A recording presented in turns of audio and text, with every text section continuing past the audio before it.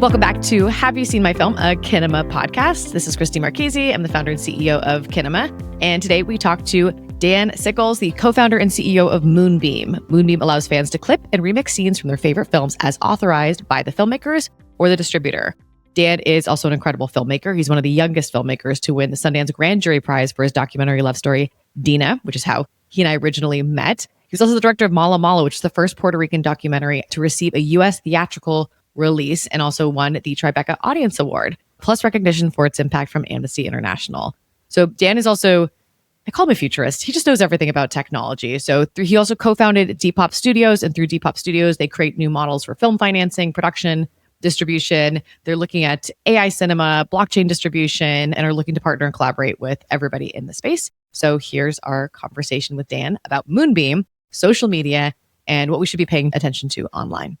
Hi, Dan. I'm so excited to be chatting with you. It's to see you, Christy. It's always nice to see you. I said this to you before, hopefully, but you are one of my favorite people in the biz. You're one of the smartest and most creative. And we met through a film, actually. It was through Dina, right? When you directed the film, Dina, documentary film, came out in 2017. What year was that? Yeah, 2017. I mean, you ran this incredible initiative for it. It was the most touching thing, while we were releasing the film, the program that you put together. I think it was with Wendy Cohen worked on that one too. And but it was also inspired by your idea too. It was how do we bring kind of neurodivergent audiences to the theater, but also for this wonderful date movie. And so, yeah, it was at Picture Motion. We had a fun time with that. But obviously we did a bit of your bio, but would you say you're a filmmaker first? Are you a technologist first? How would you define yourself? I'm definitely, I'm a filmmaker first, but I think of the work that I do with creative technology, it's not so different, I'd say, from my work as a filmmaker, as a director. I know that we're going to talk about it in a bit, but when it comes to this marketing and distribution network that we've built, I look at that as sort of another sort of medium to be working in, but it still feels like art. It just feels like protocol art. Okay, Dan's about to use all these fancy words. I'm going to have to keep asking him to clarify because when he starts talking about protocols, I'm like, okay, wait, you got to dumb it down for me. But I heard a filmmaker say this. Maybe was it Pete O's from Rupture? He on a podcast was saying the marketing distribution is just also storytelling. So that is an extension of the storytelling. So sounds like you're saying very similarly. I mean, exactly. I think that the job, especially nowadays, I'd say, is to build and establish and share the world that you've created with as wide an audience as you possibly can. So if that takes the form of a film or a book or an album or a protocol, I think these are all different ways to engage with and connect and build new communities. So I got to know you better through the Sundance Catalyst program where you were incubating Moonbeam. How did you come to Moonbeam? Because I got to see you up close, kind of going on a journey of identifying one problem in the entertainment space for filmmakers and creators, tapping into your extensive knowledge of, I'm not sure what we call it, blockchain, NFT stuff, future of technology and stuff that I'm still trying to get comfortable with, and kind of pairing the two, the art creative and the future of tech. So just tell us a bit about where that came from and then what Moonbeam is. The initial concept for it sort of came from a confluence of events and things that I was just noticing in my life. I think that kind of my responsibility as an artist, especially working in nonfiction, is to listen and to be present. And I was noticing that a lot of my attention and a lot of the attention of my friends and my own community was shifting towards online social platforms, right? People are scrolling more than ever. And at the same time, both of us, I think, we're part of different think tanks that were sort of, and have still been happening over the past few years with distributors and financiers trying to figure out sort of what's the next era of media distribution and what does that look like? And within a lot of those conversations, I think I started to take stock of really how things were imploding and how there weren't many alternative places for media to sort of be shared and distributed. And noticing sort of these different elements coming together, also noticing that, social media, especially the Instagrams of the world, now feel more transactional than ever. I think that these arenas aren't so much more about kind of the natural show and tell that they started as, but it seems like everybody on the social web is now trying to sell something. Oh yeah. Every time I open my Instagram app, it's it used to be someone's cappuccino or lunch. And now everything is a commercial, it feels like. Everything's a commercial. Everyone is either trying to sell a personal brand or a product or to build cred. Something that I was also seeing is that film in particular just didn't have a means of expressing itself on the social web in the way that a lot of other products and a lot of other sort of brands did. So that's really where Moonbeam emerged. I kind of dove headfirst into it. It was like really coming out of one of these think tanks. I grabbed one of my advisors, Brian Newman. I was like, hey, I know that I sound crazy. I was a bit manic. And I was just like, I think I know actually some of the creative technologists that we can start to collaborate with to build a better network for marketing and distributing media. That's really how it started. But to also go back to, where you and I work together, I sort of blame you for being as shoulder deep in this world as I am, because I think meeting you and working with you and you sort of also being one of our earliest advisors when we were sketching all of this out, for me was just so inspiring to see somebody else in this space building something new and doing it so elegantly, I think, as you do. Oh, well, it doesn't feel like way most days. Thanks. It also feels like mania. This is what I love about building, though, in this space is like we're identifying problems and kind of building a roadmap to try and fix it. But along the way, you're going to notice different things. You're like, oh, the idea I had at the beginning isn't what's addressing the problem right now. You kind of made this switch to clipping, and I didn't even know the term clipping. And I'll bring it up every once in a while, and many people still don't know what clipping is. So I guess, first of all, can you tell us what clipping is? Do you use the term clipping to describe what Moonbeam does? And if not, how does Moonbeam at its most basic level, like functionally work? Clipping is sort of a phenomenon that's really taken off over the past few years. The music industry latched onto it and has been using it for a really long time. And it's basically a means of marketing media across the social web, right? Kind of like reducing the work, the film or the album into smaller units that are more bite-sized and built for social media scrolling, right? As a means of attracting attention and gaining visibility across the social web. For clipping, it is definitely something that Moonbeam does. I like to think that our output is a bit broader in the sense that we also really like commentary. We really like picture-in-picture videos. I constantly reference every frame of painting. I don't know if you ever watched that channel on YouTube, but it was basically like just cinephiles just nerding out about movies that they loved and going through them. They would just really go scene by scene, sometimes shot for shot, and like give context and background and sort of anecdotes as to what was happening on set or how this particular film was made. It's such a good example of the ideal way of building an audience around a work, nerding out about it, fanning out about it. And that's sort of like the work that we aspire to enabling and supporting with Moonbeam. So clips, remixes, yeah, but also really commentary. So basically, kind of allowing someone to take some clips or authorized clips of the film through the Moonbeam platform, and then putting exactly that, their own storytelling on it. This scene resonated with me emotionally because of this, or my followers are this. I want to tell you about this, or I'm going to break down a scene. Whatever they want to do with it is up to them. Is that correct?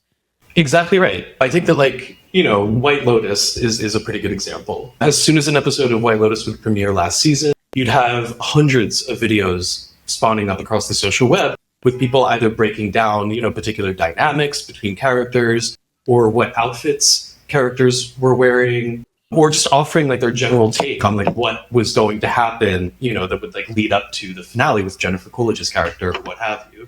We saw the same thing with Heated Rivalry. I know that you're a big fan. Oh, did I mention it a couple times? I mean, but yeah, I think, giving fans and audiences more tangible bits, more tangible units to mess with and play with and share in the ways that we naturally do just as human beings is a way of generating value for the media itself. And that really is the philosophy behind it. You have this on your website too. It's supporting fandoms. I mean, that's what the Heated Rivalry stuff is. It's the White Lotus, like people who really go deep with it and all the different types of communities. Again, you said it perfectly. White Lotus, I was following fashion accounts and the fashion accounts were breaking down what the outfits were. And so it's a really unique way to get to not just people who would follow a White Lotus, people who follow the fashion people who might not be that obvious audience for that. And so it works both ways, right? It seems like a mutually beneficial relationship where the remixes, the filmmakers or the distributors you work with are getting the film marketed essentially on behalf of them. But then the creators and the remixers, they're getting something in return. It's part of it is they're building their follower account by access to great content. But I think they get some financial return, right? There's like a payment system in place. That's totally right. Yeah, I mean, right now you can run campaigns two ways, and that will expand as the network grows. But we have completely organic campaigns, right, where clips and media and stills audio from films or series are put on the network and people mess with them. I think Yorubsha Pete O's film is a really good example of that. Charlie XCX has a huge fandom, and we had millions of views from the clips and remixes that were created for his film. And then next to that, you can run paid campaigns through Moonbeam as well, that any creators or audiences that come, check out your clips, check out the media, and make things and share them across the social web can earn value per 1,000 views that happen on those videos that they post. It's a more dualistic sort of network in the sense that it's also giving back to audiences and to fans for that marketing labor and that awareness that they provide and build. But then next to that, we've also just finished building out like our affiliate network system too. We've just finished building out this way by which I can curate titles on my profile within Moonbeam. And then any transactions that happen through my profile, I'm also able to earn value on those transactions as set by the IP owner, right? So everything in our network is opt-in, is adjustable by the rights owner. We don't mess with it unless we're asked to. So it gives rights owners and distributors and independent filmmakers all of these tools to play with in order to incentivize audiences and fans to come and transact their media and then also help market it. It's a great system. It's one of those, all those, in the tech space, like, what's your flywheel? How are you going to 10x everything? Like you have it built into the system. There's also a verification part to it, which I think is some automatic, some manual. You have to work with what the platforms are giving you access to, but there is verification of if someone posts. To give the Erupja Charlie XCX example, you have a dashboard or reporting system. So X amount of clips or remixes were made and that reached X amount of audiences and that all gets reported back. And do you guys do some of that verification or what's the layers of verification there? Well, we have like a few different ways of verifying every user within the network too. So you can verify your social handles. It gives you access to download more clips for particular titles. So we can track then where these clips live if they aren't automatically being picked up by our system or manually submitted. Then we also have, obviously bot protections when it comes to some of these posts so that we know that like they're not being botted for views right away. Because the risk there would be if someone like with no followers posts something, puts a bot on it, it says, oh, I got 10,000 views or likes, you owe me more money. Exactly. I mean, if you're going to be paying out, $3 to $5 per 1,000 views, then some people might see that there's a pretty decent arbitrage opportunity there to make some quick cash, right? So yeah, we have all of those protections in place. And then, obviously when it comes to the streaming and transacting, we work with Stripe, we work with different partners to sort of verify you there. And then also have, studio grade DRM built into the network also. No, obviously, I love this product. I feel like when it was just starting off the ground, I was like, help work with like picture motion on some of these things because I think what you're doing is really cool. And why we're doing this podcast, I want other filmmakers to learn about this. So where's this all going? What's the future, Dan? Like, what is this?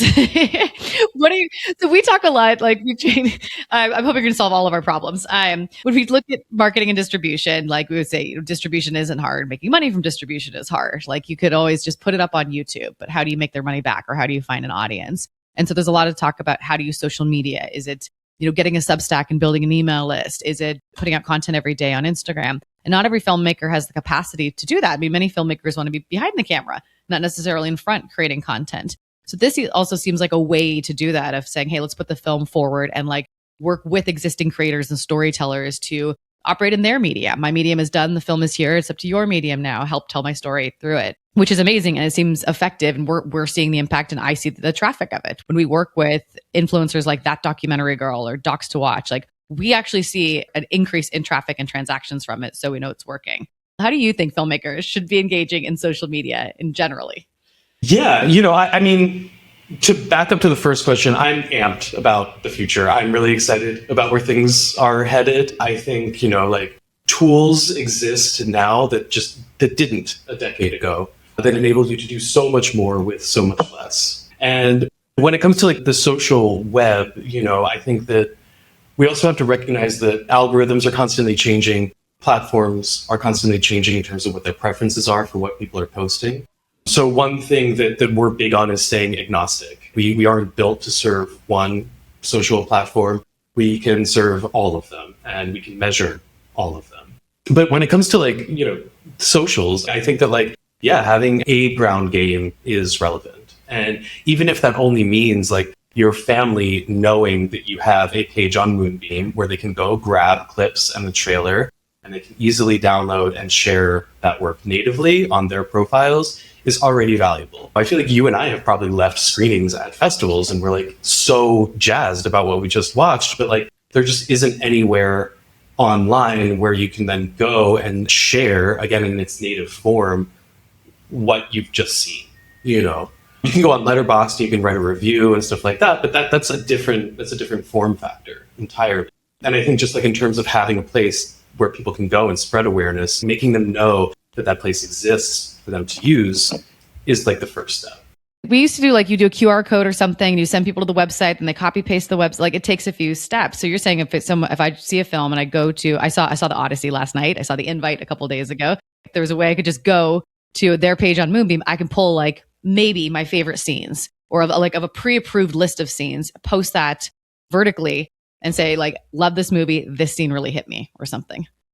Exactly. Or I'm going to go see this movie next weekend. Like, does anybody else want to come? I think that like there are all of these different ways of using it to, again, engage communities. And that's really what we're experimenting with here. But then I think also next to that, I think being a filmmaker, going on the social web and identifying kind of like what editors, what other creators might be best at evangelizing your work is also really, really smart.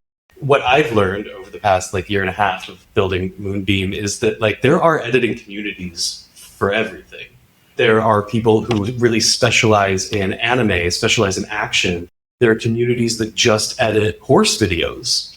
And I think like tapping into those communities, finding them, bringing awareness of your work to those communities can be a big benefit to spreading the word about your work.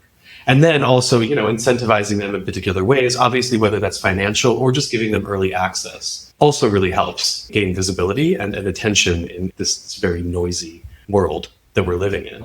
I mean, yes, everything is about the attention economy. How do you capture attention? How do you keep attention? Yeah, I mean, I think that attention is rented, fandom is owned. And I think that, you know, like a longer game is really finding and building your fan community. That's what we're seeing from like the incredible Markipliers of the world. And obviously like the young directors who just came up with Backrooms, that whole community that existed online, had a huge community of fans around them before that film existed and entered theaters, right? So you had a bunch of people ready to support him. That's something that, again, is the thing that you work for.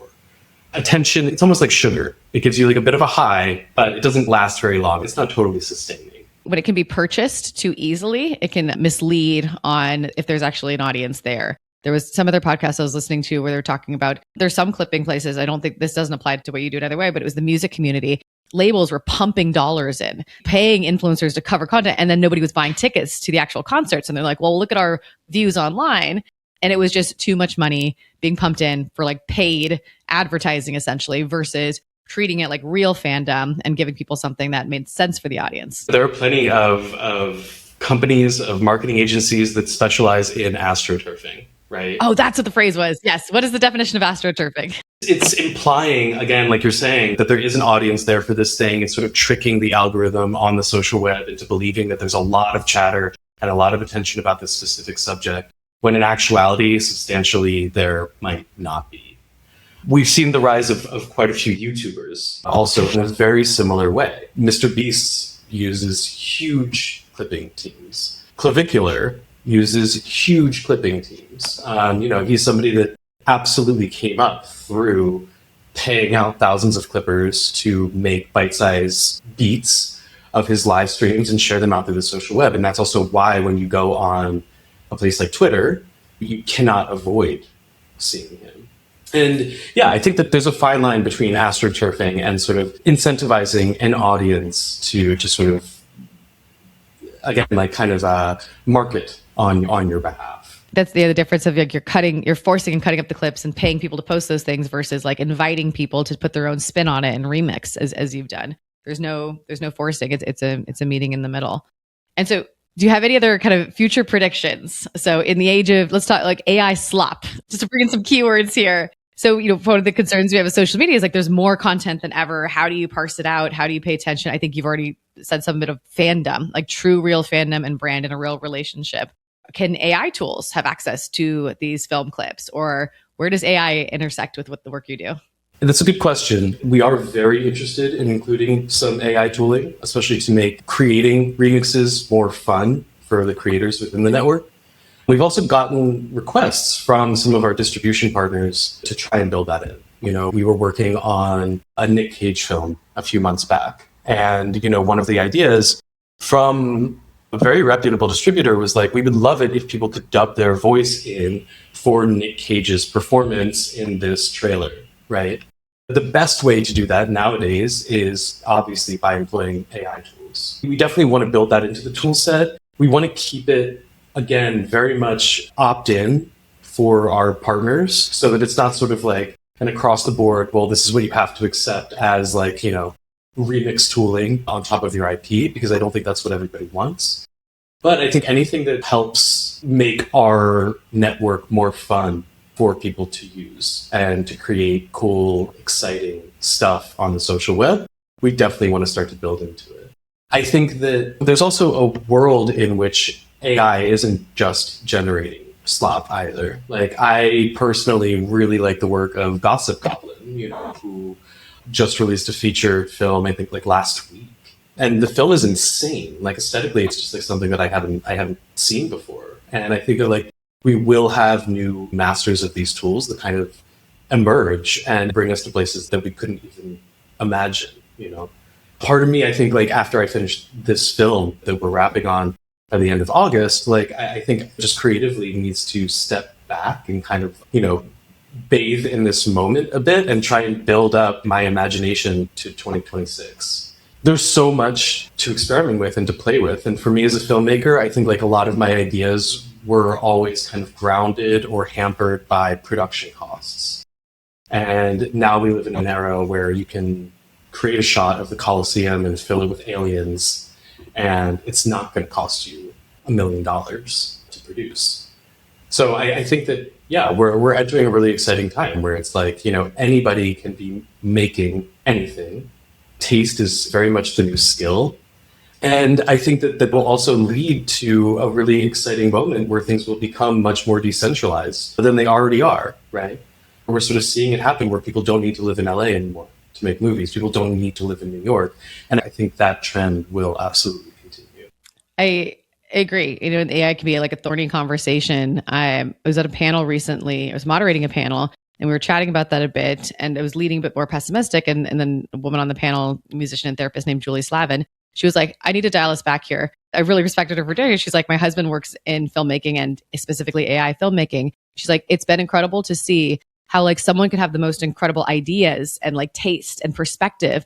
But if you don't have the means of getting it out, if you don't have access to a production budget, so you said, or like you were never going to be able to make it, it was just never going to get created to begin with because of wherever you are in life to not be able to do it. And through these AI tools, he's able to do incredible storytelling. And I've seen some of it. It's actually really good. Well, and that's also, I think, what we need to recognize too. There's also a younger generation of creatives and artists who have absolutely no idea how to break in to this industry. And that's really what I've seen in the edit community too. Like, there's some incredible talent sitting on the sidelines making fan edit videos because they want access to great media that's well produced, but they don't have maybe a mentor or a foot in the door in order to start as an editor in Hollywood. And especially as the idea of what Hollywood is shifting, it's like, where do you even start? How do you start? And I think, again, like these tools are going to be really exciting. Like today, there's probably a 13-year-old in his parents' basement making the next Star Wars universe using some of these tools. And that's also why, like, I kind of need to sit back after this film is done and be like, okay, cool. Like, what is it that I want to make? How can I make it? What is the best way to go about it? Wow. No, agree. It's okay. Wait, we're going to run out of time soon. So anything we didn't cover between Moonbeam, between your perspective on the industry, you can always go dip back into AI. Anything we didn't cover that you want to share? I think that when it comes to Moonbeam, we're all about access and how can we continue to expand access and make these tools easier. I've been working on this partnership that we will be announcing actually in the early fall that will then also give these tools to create clips and remixes, open it up to a community, I think, of like 30 million creative professionals right now. That's amazing. So that is something that like I'm nearly complete on, and like that'll be our big announcement for the fall. And yeah, when it comes to other partnerships, those are all the things that we're very much focused on right now. How can we bring more films? How can we bring more creatives? How can we bring more audiences into this network, into this world? And ultimately, the goal is like to get people to watch these incredible films, incredible stories, and help support the industry. That's my understanding, like your big mission. We want creatives to make money. I'm very relaxed about the idea of creatives being able to feed themselves on the work that they've made. And again, that ultimately is what this is about, just like you're saying. How can we bring people to these stories? How can we convince them that it's worth their time and their money to rent and buy them, and to engage with them? There was a debate happening in the comments section of At The Documentary Girls Instagram with director Jeannie Finlay and some of the, I don't know, maybe being ageist by calling them the young people. They don't want to pay. And so we're like, how can you expect to have this incredibly high quality content when you don't want to pay for anything? You only want something to be free. And I recommend going to look at, again, That Documentary Girls, the handle. And she posted like her community voted as the top 10 documentaries. And then the commentary after was like, oh, these are all on platforms that you already subscribed to or are free. Sometimes a film is cheaper than a cup of coffee, at least in New York City. And so how do we kind of build that muscle better? What you're going to get for 2 hours and $4.99 is going to last way longer than that $4.99 coffee. Exactly. But I think that that's also why it's really important. And I know that this is the work that Kinema is doing too. Like, how can we support communities composing themselves on top of and with IP and stories that they know and love? That's something that's really lacking from our industry. Like, you love a film, then what? And I think that those are things that both of us are very much aligned in building towards. What does then it expose me to, or what does it give me access to now that I've bought in to this world and to this story and to this kind of artist's oeuvre, right? That is TBD right now, and something that a lot of us are looking at and working towards. Okay, keep up the good fight. I love what Moonbeem is doing. Moonbeem, it's MOONBEEM.xyz. .xyz or .studio. Oh, nice. Okay. Moonbeam with 2 E's for beam. Dan, thank you so much for talking about Moonbeam, for sharing your perspective. And it's just always nice to talk to you. Thank you, Christy. And that's our episode. Thank you to our special guest, our producer and editor, Ron Pissarro, and you, the filmmakers, creators, marketers, and distributors that are dedicated to connecting audiences with great films.